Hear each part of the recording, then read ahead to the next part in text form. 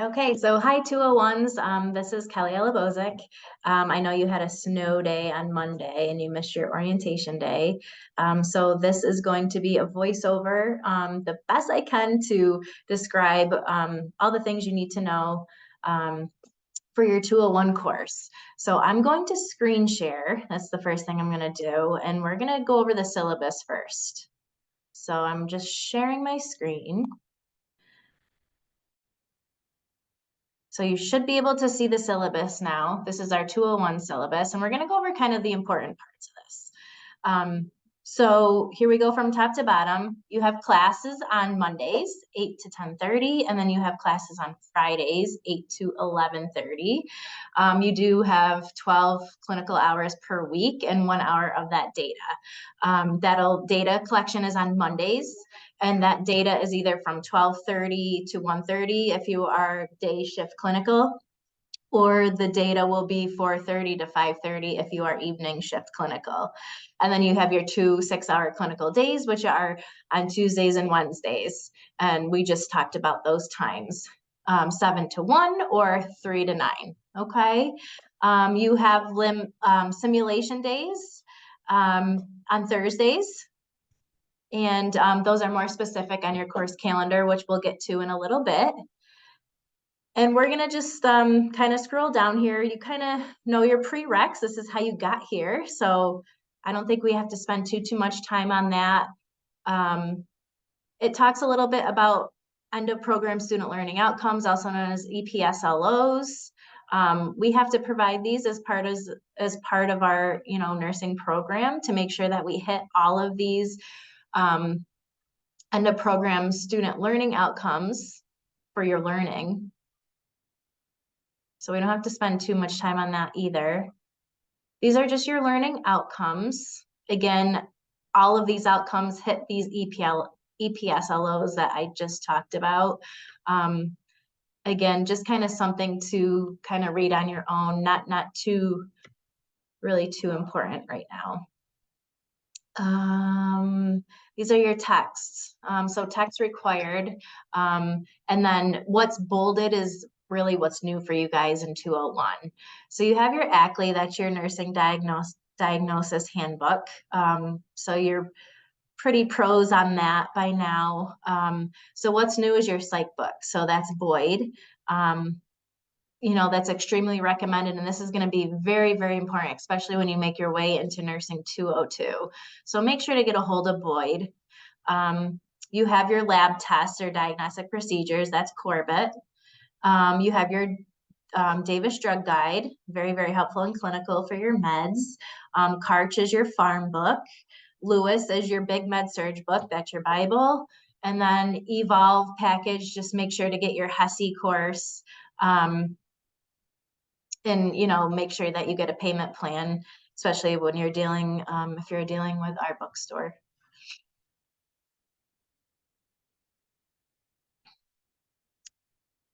You know that you need to have, especially we use ExamSoft for your exams, so making sure that you have at least a 4 GB computer, 500 GB hard drive. So being pretty much up to date on your computers.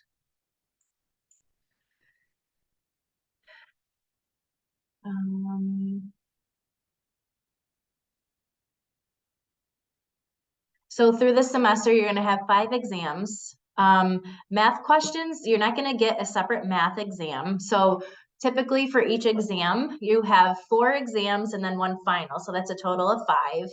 And there's about 5 math questions that will be kind of sprinkled through each exam. So for example, exam 1, you'll see 5 math questions. Exam 2, you'll see 5 math questions, and so on. You're going to have a HESI. For nursing 201, you have pharmacology. So HESI Pharm. So that's what is going to be your HESI exam. Completion of your older adult assignment, and we'll talk a little bit more about that. Of course, successful completion of clinical, and of course, completion of your sim days and lab days when needed.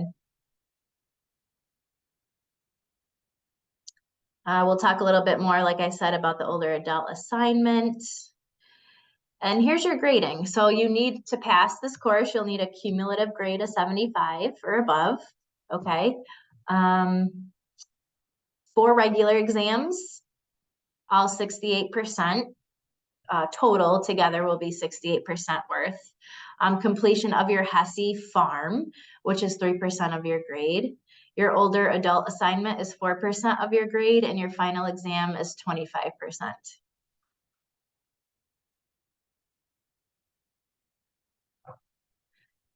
Your clinical evaluation tools, these are your CETs. So these are, Excel spreadsheets that you will fill out, and then you will upload yours to Moodle for your instructor to see, and then your instructor will do their evaluation and try, and try to match you up the best. Thank you. Perfect. And so you do give yourself an evaluation, and then your instructor will also give you an evaluation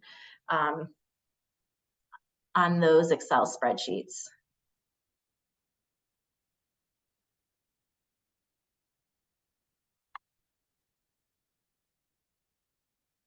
I can bring one up after we're done with this, just for you guys to get a good look at what that looks like.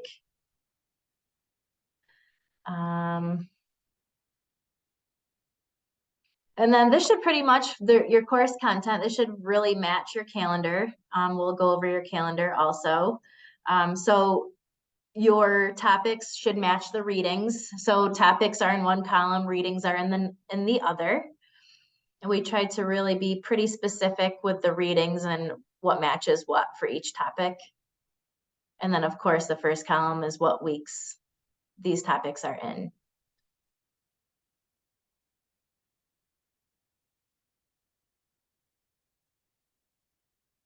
There is tutoring here at BCC. So there's a tutor center. There's also a writing center as well that is very helpful, especially when you are ready to do your older adult paper.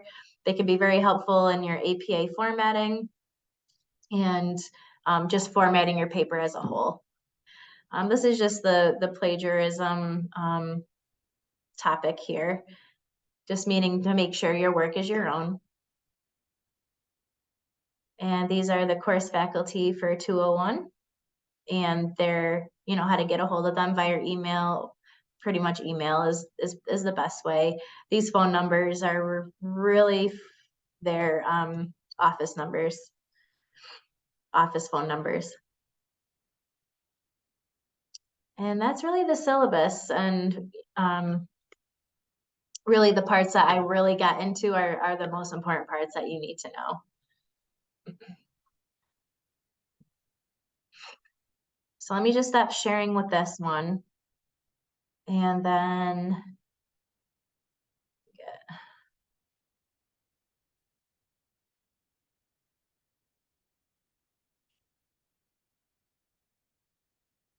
I just want to give you an example of a CET. Sandra, I hope you don't mind that I use your Excel spreadsheet here.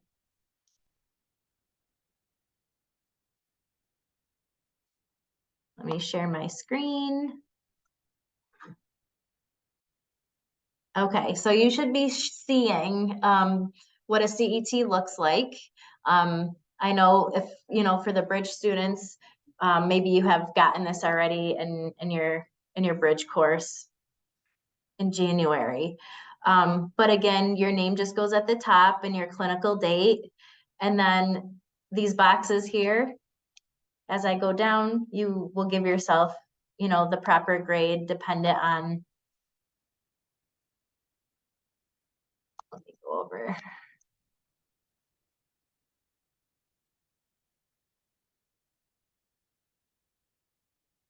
No, I lost it. Okay, my goodness. Okay. So dependent on the rubric, you'll give yourself the grade in each piece. So patient-centered care, professionalism, leadership. There's 10 parts to this: systems-based practice, information technology, communication, teamwork and collab, safety, quality improvement, and evidence-based practice. Please feel free. You can provide comments on the side if you would like to. Faculty will leave their comments for you also, and the faculty will sign, and then you'll get to see what their reflection is of you as well.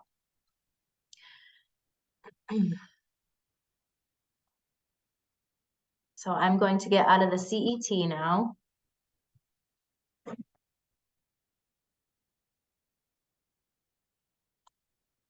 And let's take a look at the course calendar.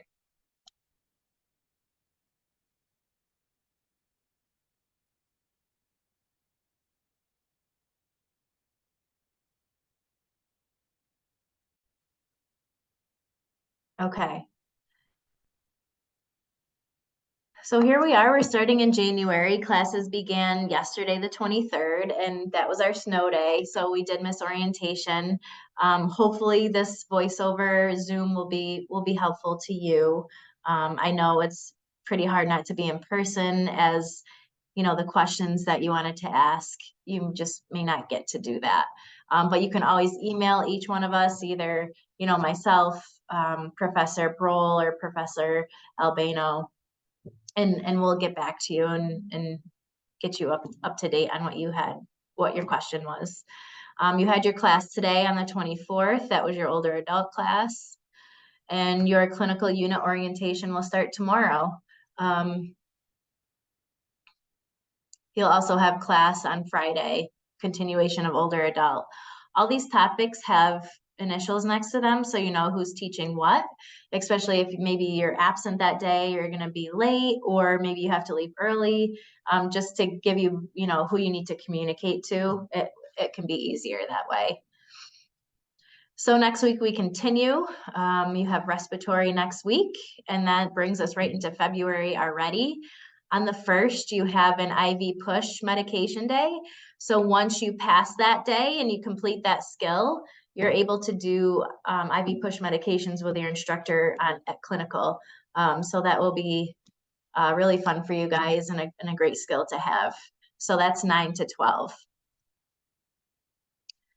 We continue with respiratory on Friday with myself, and then back on the 6th, Monday the 6th. You have a sim day. This is your first sim day, is February the 9th. So your sims are on Thursdays, 9 to 12. And then you go right into psychosocial part 1. And then that brings us to our following week, the week of the 13th, psychosocial part 2. And then your first exam is February 17th, which is a Friday. Holiday on the 20th, that's President's Day, so no classes, no data. Of course, you have your regular, you know, you'll have your clinical days, Tuesday, Wednesday. You have cardiac on Friday, the 24th of February.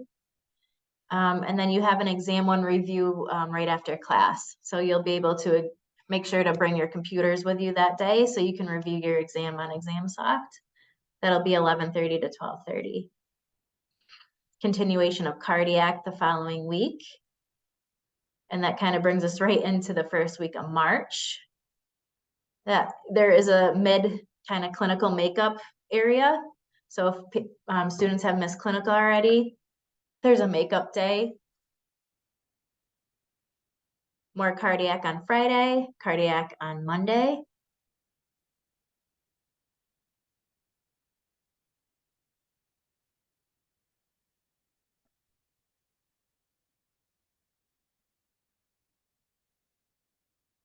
You'll be taken from your clinical day, it looks like, to have a sim on the 8th. So it won't be on the Thursday.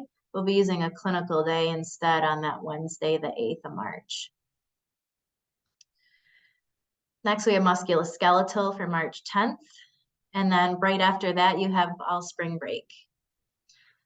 Please note this week of March 6th to the 10th, really 6th, 7th, and 8th is important to note. We have what are called our accreditors, and they're ASIN, and they will be here these 3 days, March 6th, 7th, and 8th. So you might see people around kind of asking questions. You may be pulled to ask a question about the program and whatnot. So just letting you know ahead of time that you may see these accreditors these days, 6th, 7th, and 8th.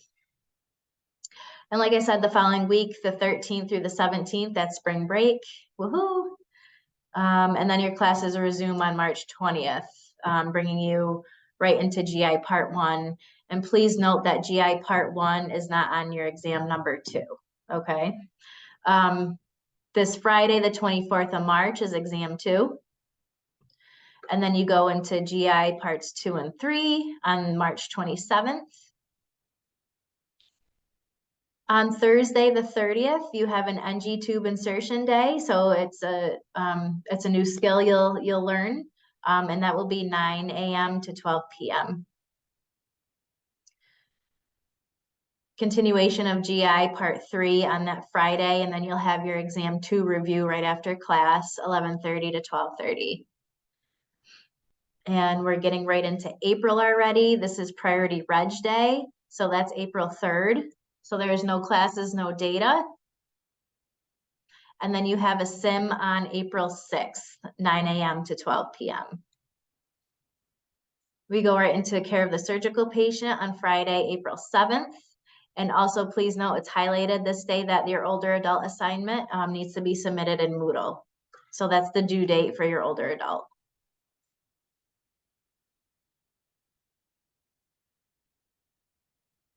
You have genitourinary on Monday the 10th. And then already brings you to exam number 3 on April 14th.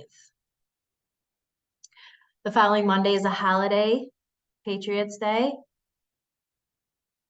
The following Friday, you start neuro, and then you have your exam 3 review, 11:30 to 12:30. Continuation of neuro on Monday, the 24th of April, and on Friday, April 28th. May 1st, you start oncology, and then you have exam 4 on May 5th, Friday, May 5th. You do not have data May 8th. And you finish up oncology that day, and you also will have your exam 4 review after class that day, so 10:30 to 11:30. We have your final clinical makeups, 9th and 10th of May, and then your HESI is May 11th on Thursday.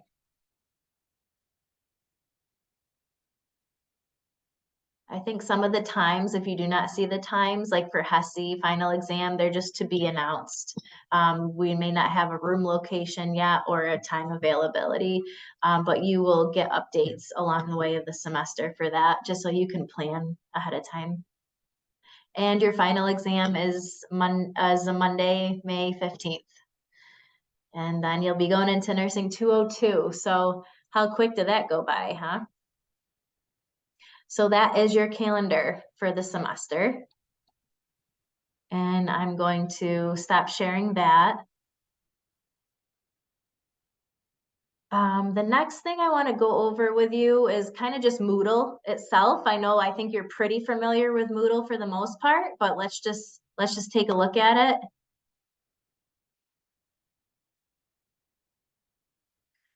Mine may look a bit different and more congested, so don't get worried about that.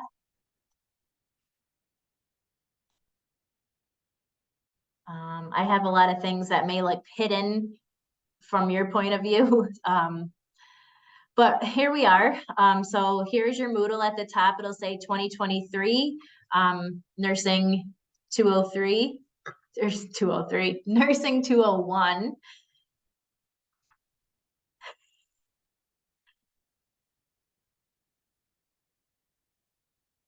And you have a Getting Started tab. So in this tab, you can print out, if you haven't done so already, you can feel free to print out a course calendar again. You have your clinical assignment sheet, and you have your course syllabus. So that's kind of your main points in the Getting Started tab. And then you have more course information, which it really goes over that older adult assignment. So these are really your important documents for the older adult. And we're going to go over that after we take a look at Moodle. This is an example of a 3-part nursing diagnosis. Within this assignment, which I'll get to in more detail, you'll be, you'll be talking about nursing diagnoses and making sure that they're placed in a 3-part statement. So what this is here is an example of what 3-part statements look like and how to place them into a 3-part statement. Your forms for clinical, which we will also go over in a second. Your discussion boards, don't forget about those. So after your clinical week, you want to, answer your discussion question and also write a review of your clinical day. Your questions are different, so just make sure to take a look at those questions in detail because they're a little bit different each semester. HESI course codes, course point course codes, please don't forget, if you are absent for clinical, there will be a makeup paper, and this is the rubric for the makeup paper if you do happen to miss clinical. You do have to make up your clinical, and you also do have to write this paper. Let me get rid of this tab. And this is where you can find your CET self-score document under the CET tab. There's instructions on how to do so if needed. And we took a little visual of what a CET would look like.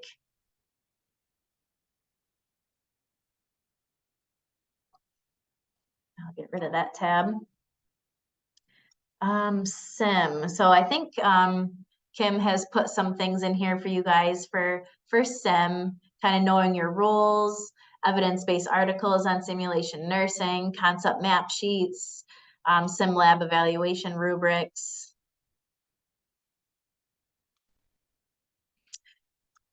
So for each exam, especially if there was a question that didn't score so well, we typically like to do reteach material. So if there was a question that less than 50% got wrong, like less than 50% of the class got incorrect, we would do a reteach on that topic.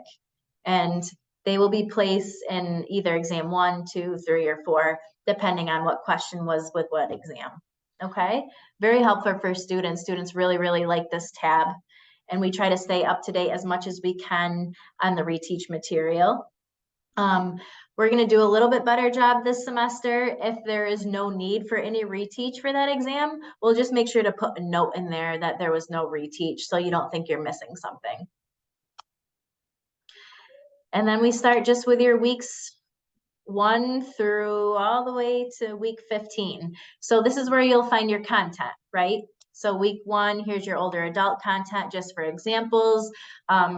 Instructors can put all different sorts of learning activities in here for you based on what your topic is. And that's Moodle. Always remember I think it's over here on the side. If you ever want to write a course message, you can do so on the right-hand side.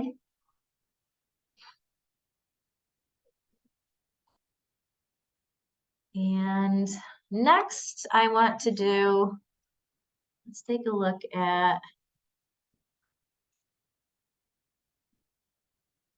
let's look at clinical forms for clinical.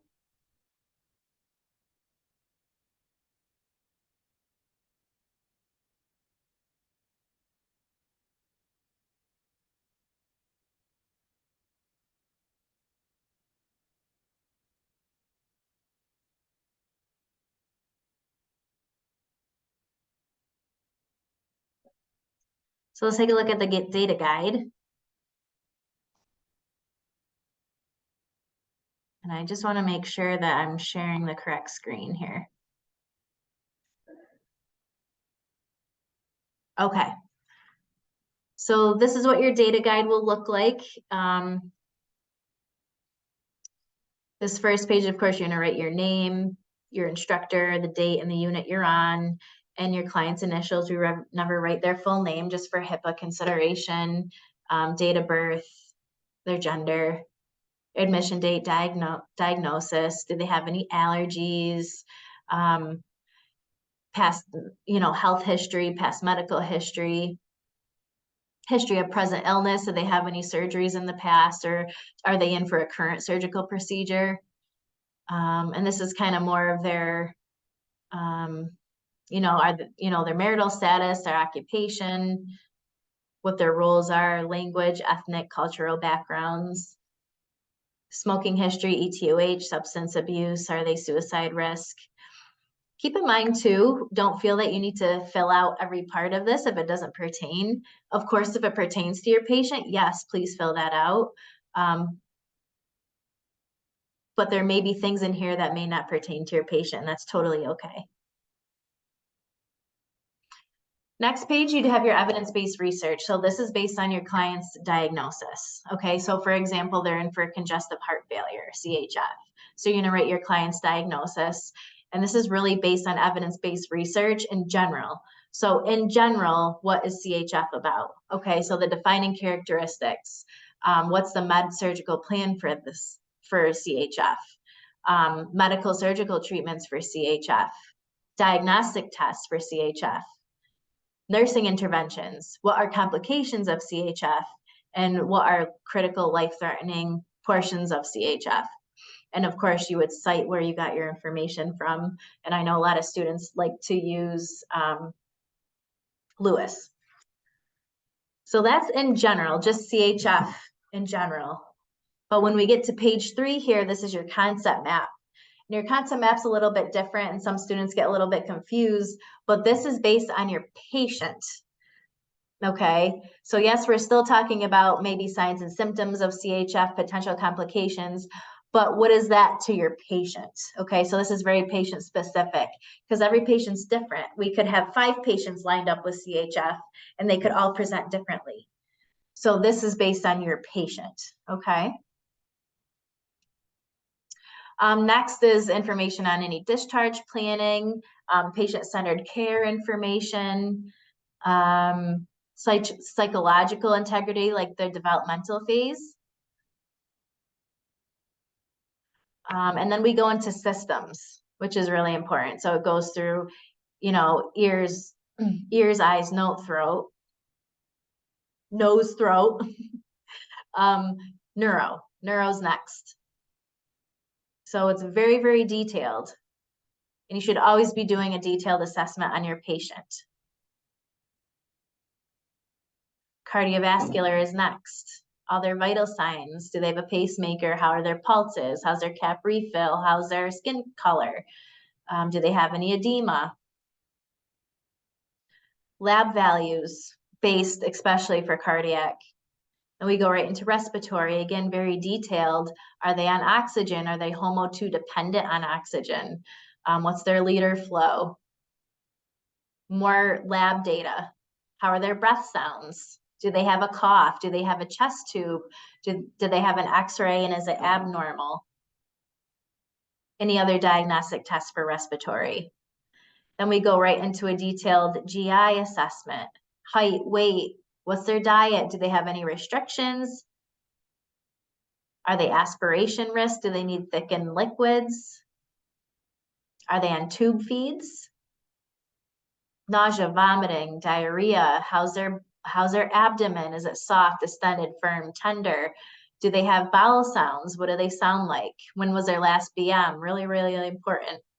Do they have a colostomy, ileostomy? How's the stoma look?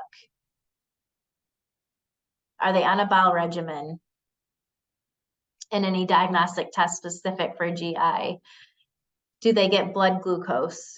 Do we have to check their sugars? What is their sugar and do they need any insulin for that? Are they on a sliding scale or is it a scheduled dose of insulin plus a sliding scale? So really specific things you need to keep in mind. GU, are they incontinent, continent? Do they need a brief? Do they use a urinal? Do they use a bedpan? Do they have a Foley cath? Do they have a urostomy, nephrostomy? Do they have a suprapubic cath? What's the size of the catheter and especially how much fluid is in the balloon? Do they need straight caths? Is there any bladder scan orders? How's the urine look? Okay, the color. Do they have dialysis? Do they have a fistula?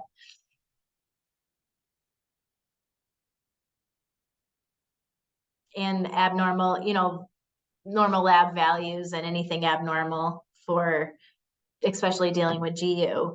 And their I's and O's. Are they on a fluid restriction? Are they receiving maintenance fluids, and what's the rate and what is the solution? What type of IV do they have? Is it a saline well? Is it endurance cath, PICC line, central line, Mediport? And continuation of lab values here. How's their rest and sleep? How is their pain? And what type of scale are you using to monitor their pain? What are the interventions that can make their pain better? Safety, are they a fall risk? Are they very confused? Do they need a sitter, or do they need a bed alarm, or do they need a CVM monitor?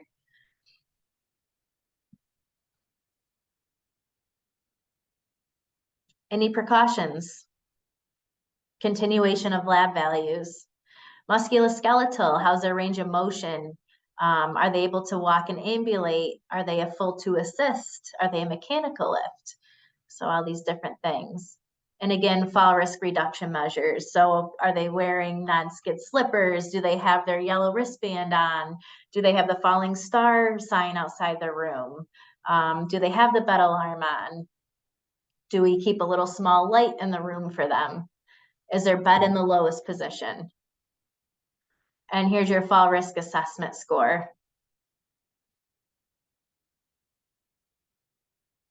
Skin. Okay, how's their skin integrity? Is there any wounds? Do they have a wound vac? Do they have drains? How are their feet and heels? And then following that, you have your Braden scale, which is your assessment on scoring them for risk of breakdown. Hygiene. And then this is your making it that can help you so much in doing that detailed assessment. Mentation, airway, cardiovascular, skin inspection, GI, GU, IV, tubes, drains. So really, really helpful. And then you have a scan the room. Okay, just to make sure that all your tubing is connected. What really, really helps with this is doing that bedside rounding, right? So if you're doing handoff and you're doing handoff at the bedside, a lot of this stuff can already be visualized. Is there oxygen hooked up to the wall, or did it pop off the nozzle? Is it in their nares? Is their Foley bag chock full of urine and it hasn't been emptied? Is it hanging off the bed and not hooked properly to the bed frame? How are their drains looking? How's the chest tube looking? Wound vac, stuff like that, just to really do a quick visualization, especially when you're doing that bedside handoff. Is the bag almost running out for their IV fluids? Okay, that's always a pretty big one that nurses like to check for. Is it the right solution that's hanging? Does the patient look like they're in any distress? Because at that time of bedside handoff, they possibly may be, needing help. Are they arousable? And then these are your med sheets. Okay, so you're going to go, and this is especially important for your data collection day. And you're going to write down all the medications your patient is on, whether they're scheduled or PRN. And you're going to, look up the reasons why the client may be taking that medication. What's the safe dose? What is their client's dose and frequency? Do they get it TID? Is it BID? What are the times due of the medication? Any adverse reactions or side effects? And really nursing implications that go along with the med. Do they need a blood pressure taken prior to this medication? Do they need a blood sugar taken prior to this medication? What labs to assess for? And here are your notes, okay, for day 1 and day 2. And you can really, really hone in with your instructor on, writing proper notes, how to get down to what was really important in your shift, and making it very clear and concise. Okay, and that is your data guide. I am going to get out of the data guide, and I'm going to just show you the care plan. So along with your data guide, You need a care plan for your patient. Let me just share this.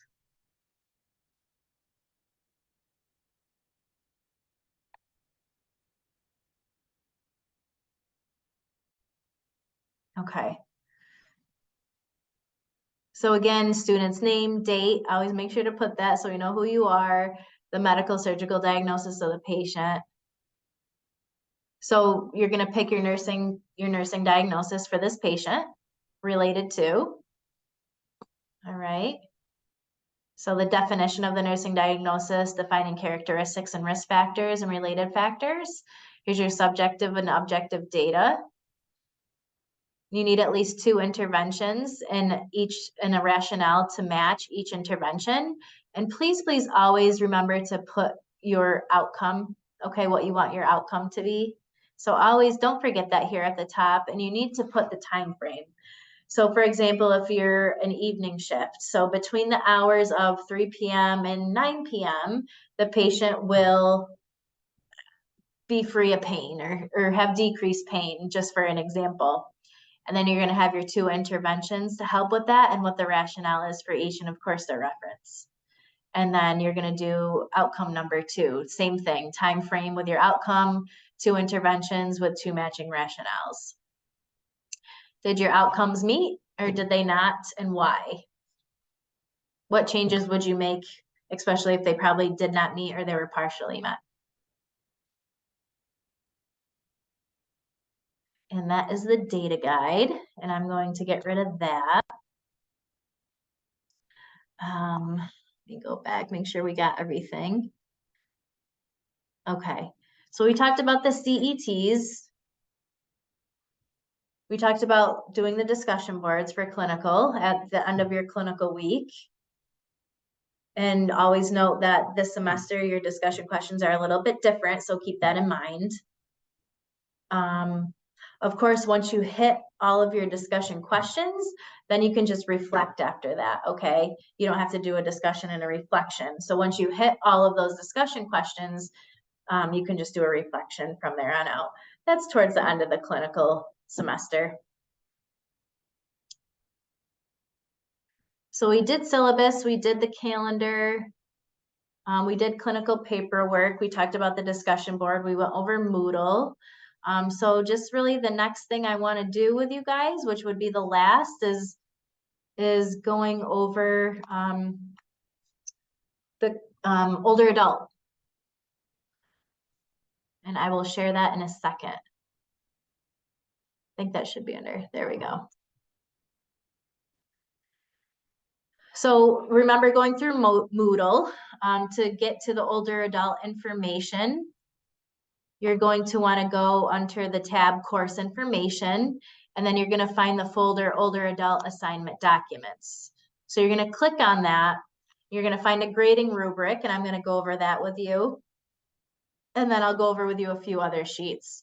There will also be a sample paper for you to reference, which will make life a lot easier for you and see how a past student has done their older adult paper.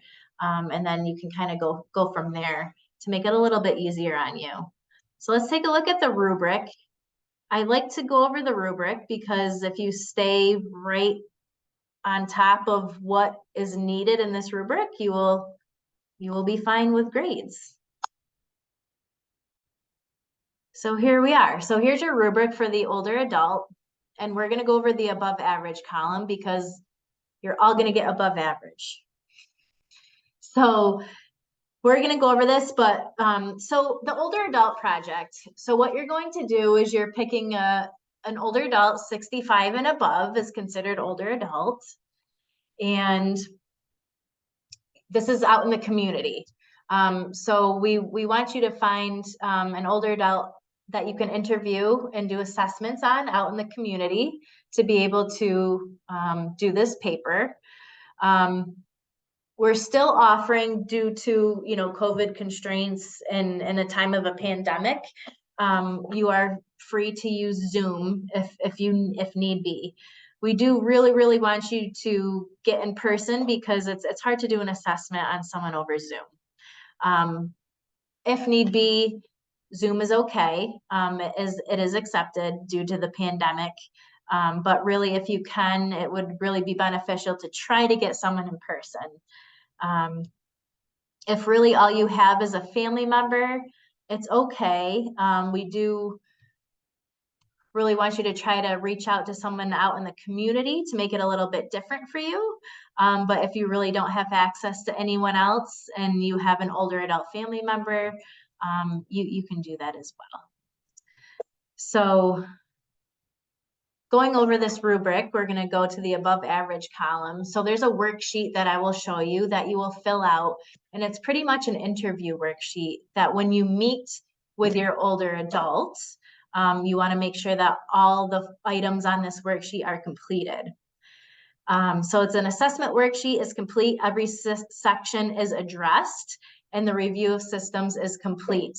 Try to be pretty thorough with this worksheet. If there is something that is not pertaining to that older adult, just put NA, not applicable, just to let us know that, you know, you just didn't leave that blank, okay? That part of the assessment worksheet blank. So you can get up to 30 points with having a very thorough assessment worksheet for your older adult. So that will be handed in, you know, you'll have 2 things to hand in. A lot of students like to make this assessment worksheet a PDF. Some students type in everything on this worksheet. Some students write it out. Both are totally fine. But if you could please, please, please update that to Moodle, that would be awesome. On the due date, of course. So that was your assessment. You can get up to 30 points with that. Next is nursing diagnoses. You can get up to 20 points with this. So you need 5 complete nursing diagnoses. And like I talked about, they need to be in a 3-part statement, okay? I'll bring up a form shortly after this so we can see some examples of what a 3-part nursing diagnosis will look like, but you will lose points if they're not in a 3-part statement, okay? So just try to do that. 1 nursing diagnosis out of the 5 needs to be supported by a peer-reviewed journal article. So something in relation to one of your nursing diagnoses, relate that to a journal, okay? And then kind of talk a little bit about that journal along with that nursing diagnosis. You can get up to 20 points for this section. A reflection. How was your interview with this client or your older adult? How did it go? A meaningful reflection. What are their health challenges they face? Are they facing any, you know, life challenges or developmental challenges at the time? Any pharmacological challenges? And they can get up to 20 points in this section. You will need an appendix in this paper. So that's kind of a separate page from the body of your paper. And this is where you'll do a medication review of all the medications that your client is prescribed. So current medications, you know, even over-the-counter medications that they take, and what are their concerns? Is there any food or drug interactions that may be a little worrisome to you? Any red flags for the medications that they're on? Are they going through a polypharmacy issue? And then doing the Beers criteria discussion along with that. So make sure that you include Beers criteria with the medication review. And then you'll be great. So you can get 20 points for the appendix, the medication review appendix. And then, of course, you'll be graded on making sure that your paper is in APA format. So this paper in length should be 5 to 7 pages, and that's the body, okay? So APA, that's not including the title page, and that does not include the reference page. The 5 to 7 pages includes the body, okay? And always please make sure that your consent form is done. So the client that you're interviewing just needs to sign a consent form that also needs to be uploaded on Moodle for the due date. And I'll show you that consent form. APA grammar professionalism is worth up to 10 points. Okay. Really be clear if there's a really issue that you, for some reason, could not get this paper in, you were in the emergency room that evening, or something happened to your child that evening, just communicate with us, let us know, keep us in the loop, okay? And we can work something out. But if we don't have any communication and we don't see any uploaded paper, that paper may not be able to be graded. So just keep us in communication in the loop if something did happen that you weren't able to upload this project. So that's the rubric, and I'm going to get rid of the rubric. And we're going to just take a look at that permission form.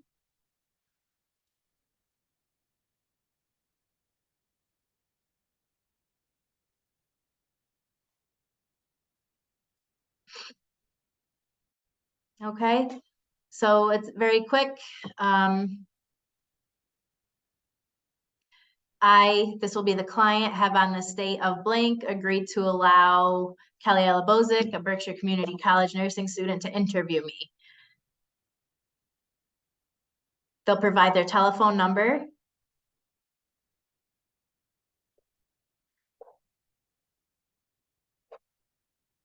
And then this says that I, Kelly Alabozic, understand that I am here to interview the client and will not provide any physical care. Can you do an assessment on them? Most certainly, but you're not there to provide care for that older adult. So it'll be your signature and the date. And then there's a little chart here to, you know, if you've had more than one visit, great. If you can get it all done in one visit, awesome. So just the date of your visit or visits, the amount time spent with the client, and then their signature when you did do the visit. And I am going to get rid of this. And I'm just going to quickly show you the assessment sheet portion.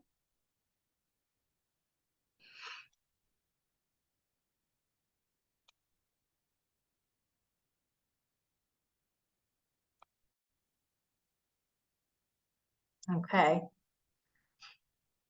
So again, at the top of this assessment sheet, it goes over kind of the purpose and objective of the paper, pretty much everything we talked about.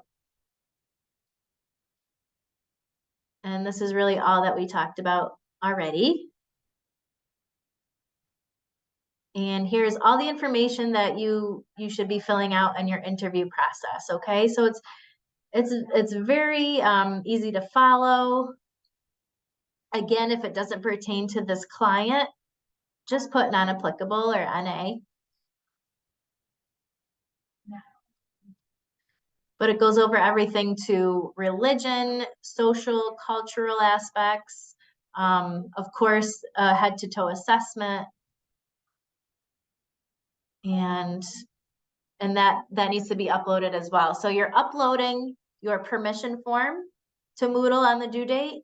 You're uploading the assessment sheet to Moodle on the due date and your paper in APA format. Of course, we're here for questions along the way. Please, if you have any questions about your paper, we would love to help you and answer them. We have a writing center here at BCC, which is awesome, especially helping you with, you know, making sure your APA formatting is correct. I know if you're just starting to learn APA, it could be pretty, a little harder to understand. But once you get in the mode of it, it's okay. But the Writing Center is very helpful. Also, Purdue OWL is also the online source. Purdue OWL is very helpful in also formatting APA, if you'd rather do that route. And I think we have hit all of the topics we needed. I hope I didn't miss anything. I hope it was pretty easy to follow. If you have any questions whatsoever, please reach out to me, Professor Brohl, Professor Albano, and we'll do our best to help you out. But looking forward to the semester with you guys, and have a great day. Thanks.